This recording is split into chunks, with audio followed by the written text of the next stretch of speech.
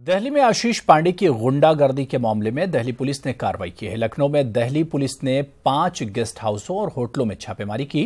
Police को शुबा है कि आशीष होटल में फर्जी नाम का इस्तेमाल कर रहा होगा। सीसीटीवी फुटेज की भी छानबीन हो रही है। दूसरी तरफ उत्तर प्रदेश के दीगर 4 शहरों में भी दिल्ली पुलिस की छापेमारी हुई। आपको बता दें कि साबिक रुकन पार्लियामेंट के बेटे आशीष पांडे ने दिल्ली के 5 सितारा होटल में एक जोड़े को पिस्तौल से धमकाया था।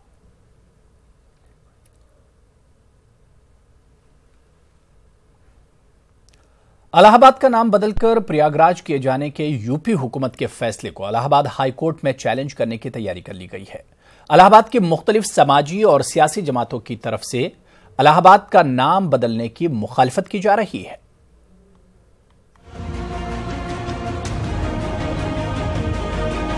इलाहाबाद की मुख्तलिफ तंजीमों का कहना है कि इलाहाबाद का नाम बदलने के पीछे योगी हुकूमत की फिरक़ेवाराना सोच काम कर रही है।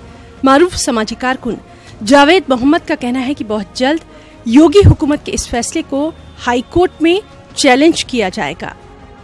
इलाहाबाद के तमाम जो इंसाफ पसंद लोग हैं, तमाम पार्टियों के लोग हैं, वो इकट्ठा हैं इस बात पर कि हम इलाहाबाद हाई कोर्ट खुलते ही एक इस पे PIL करेंगे और इनको सख्त इसका जवाब देंगे। वहीं सियासी पार्टियों का कहना है कि योगी हुकूमत इलाहाबाद का नाम बदलकर सियासी फायदा हासिल करने की कोशिश कर रही है।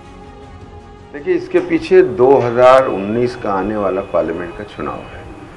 बीजेपी बहुत बुरी तरह से ध्वस्त हो रही है। उसके बाद अब उसको एक मतलब पब्लिक का जो है अटेंशन डाइवर्जन करना है।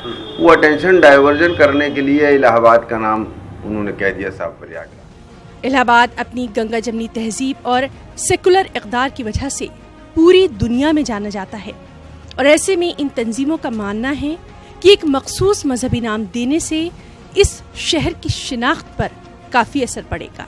न्यूज़ 18 उर्दू के लिए इलाहाबाद से मुश्ताक आमिर की रिपोर्ट।